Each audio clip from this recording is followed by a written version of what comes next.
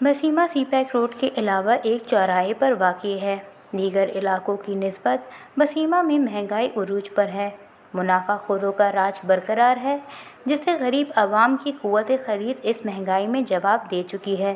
Price control committee نے 3 ماہ قبل اشیاء خوردونوش کی قیمتوں کے حوالے سے ریٹ لسٹ جاری کی ہے، جو اب خاموش تماشائی کا کردار ادا کر رہی ہے۔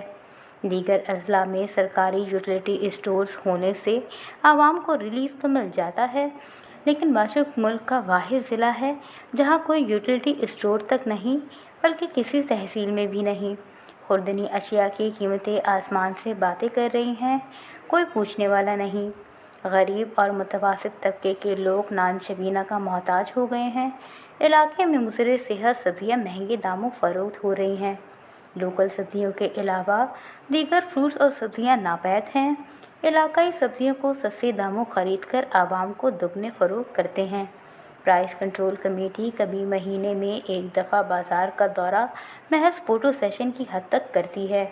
عوام حلقوں نے منتخب نمائندوں سے مطالبہ کیا ہے کہ ہنگامی صورتحال میں بسیما کی عوام کو اس مہنگائی سے ریلیف دینے کے لیے یوٹیلیٹی اسٹور کا قیام عمل میں لایا جائے اور پرائس کنٹرول کمیٹی روزانہ کی بنیاد پر اشیاء خوردونوش کی قیمتوں کا جائزہ لینے کے لیے سرکاری نرخ نامے جاری کر کے عوام کو ریلیف دینے میں اپنا کردار ادا کرے۔ وش نیوز، بسیما۔